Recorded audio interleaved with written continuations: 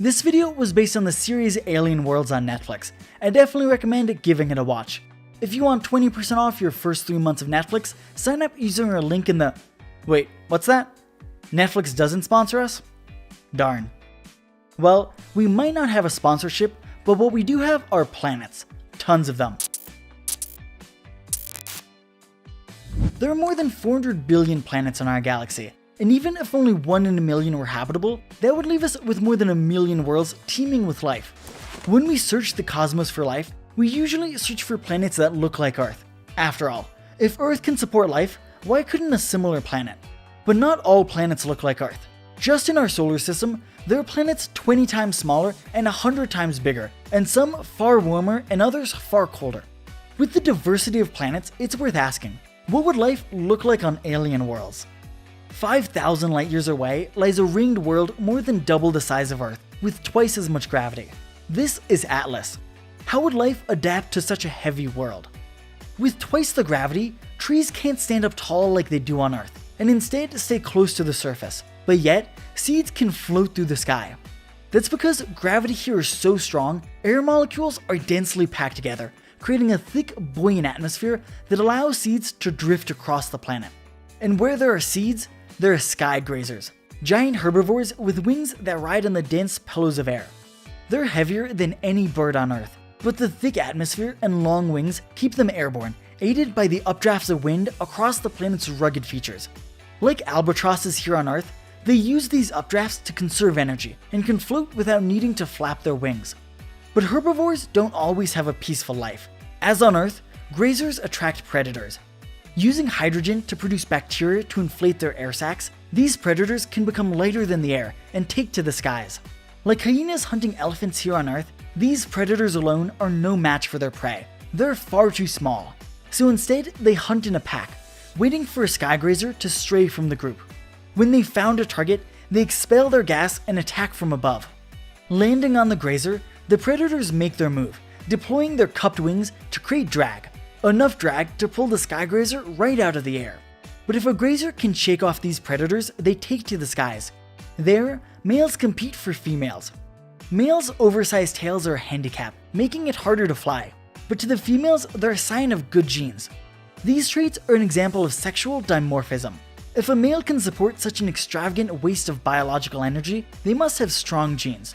Genes that would be ideal for a mate. We see these energy-intensive traits all the time on Earth, from peacocks' extravagant plumage to orangutans' cheek flaps to lions' glorious manes, all part of an effort to prove to picky females that you've got the good stuff. When the time comes for a female to lay her eggs, she'll have to come down to land, but because of the increased gravity, she's too heavy to launch herself back into the sky. The only time one of these herbivores will ever see the ground is at the start and end of their lives, so to create new life, she has to give up her own. When the babies eventually hatch, they'll need to get off the ground and into the air. Diving off the planet's rocky cliffs, they can give just enough momentum to take to the skies. But they're not alone. Like 12-year-olds in a Call of Duty lobby, predators lie trying to spawn camp. Boneless creatures with no skeleton to give them form kill by enveloping and dissolving their prey. The young skygrazers sit on the brink of the cliff, right on the edge of danger. But they have no choice. They have to fly. Even here, we can find similarities to Earth. Barnacle geese protect their young from predators by nesting high on cliffs, but this strategy has a drawback. To start their lives, young geese must survive a harrowing fall, usually hundreds of feet. As soon as 24 hours after hatching, goslings need to leave the nest to feed on grass, which their parents won't feed them. To get to the grass, the birds must plummet from their high-altitude nests. Survival can be a game of chance, but still, life goes on from one generation to the next, at least for now. The strong gravity of Atlas pulls asteroids onto a collision course. Most will burn up in the atmosphere, but there is a constant threat that something big will get through and reset the course of life on the planet. If a big enough asteroid hits Atlas, the skygrazers and predators would be doomed. They're just too specialized to cope with change. The generalists are the boneless scavengers. Like crocodiles, they'll eat anything and live anywhere. And like our mammal ancestors after the fall of the dinosaurs, in this imagined high-gravity world, they could be the great survivors. This is how these circumstances could give rise to life on this imagined alien world. But what would life look like under other circumstances? Across the galaxy, we find a red dwarf star, the most common type of star in our galaxy. Imagine a planet in such a close orbit that its rotation is locked by the star's gravity, so it always shows the same face to its sun, like how we only ever see the same side of the moon. This is Janus. How would life adapt to such an extreme world? On one side of the planet, it's always daytime, a searing desert. On the other side, it's forever night, a frozen shadowland. Squeezed in between the two, a sliver of perpetual twilight.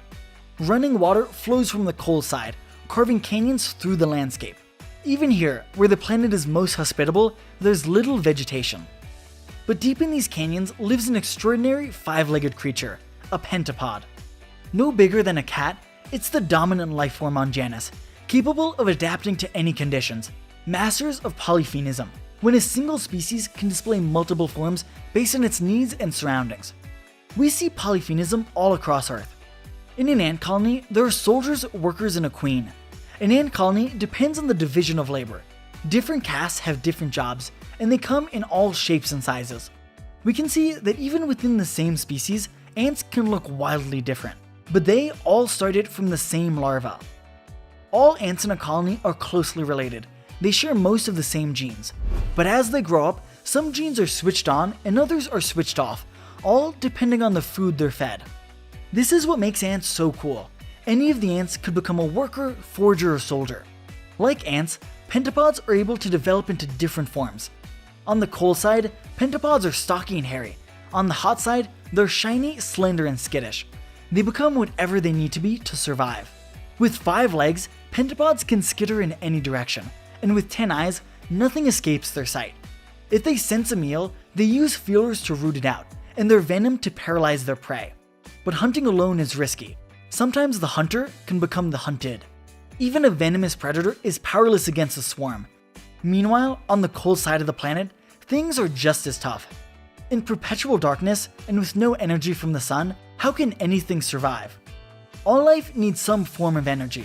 On the hot side of Janus, energy comes in the form of sunlight, and on the cold face, it comes from deep within the planet, as volcanic pressure forces water to the surface in geothermal vents. Here, pentapods are after the grubs that gather around these geothermal pools, but hunting grubs isn't so easy. The grubs have evolved a self-defense. When frightened, they jump and flash a warning signal to the others, working together to stay alive. In life, we often see competitive arms races, when two species are constantly forcing each other to evolve to survive. As crabs ate mollusks, over time, the mollusks evolved to have thicker shells, which forced the crabs to evolve more powerful claws. Over millennia, both forced the other to get stronger and stronger. On Janus, the grubs evolved light to stay alive, but over time, life found a way. Life, finds a way. And their system was hacked. Bioluminescence originally evolved among fireflies as a warning to predators that they were packed with toxins and should be avoided at all costs. But today, that same mechanism is used for finding a mate. The firefly produces light from an organ on its abdomen, called a lantern. Male fireflies will fly around flashing their lights looking for a mate. The females are waiting on the ground below. When they see a male they like, they flash back. This means if your parents ever took you to watch fireflies in a field at night, you were basically peeping on a sex club. But using light to communicate is inherently risky, and some species have evolved to create fake signals. This is a predatory firefly. We can tell it's a different species by examining their lantern. It has a different shape to it, but to a male firefly, it's nearly identical. So when a male flies by and flashes, this predatory firefly flashes back to get the male to come over. But they don't want a mate, they want a meal. This is a classic example of a predator using mimicry, one species copying the behavior of another. Back here on Janus, pentapods have mastered the art of mimicry. By catching a few grubs, the pentapods absorb their bioluminescence and copy their warning signals. The grubs instinctively jump away from flashing lights, but this time it's a trap. The pentapods have them right where they want them. Again, adaptability is the secret to their survival. Despite light years between these planets, life across the universe needs the same basics to survive: food and a reason to reproduce. Despite the vast differences in life forms, these common needs could result in some remarkable similarities across the cosmos. If you like this video and want to see a part 2 on what life would look like on 2 more imaginary worlds, be sure to let us know in the comment section below. And remember, there is always more to learn.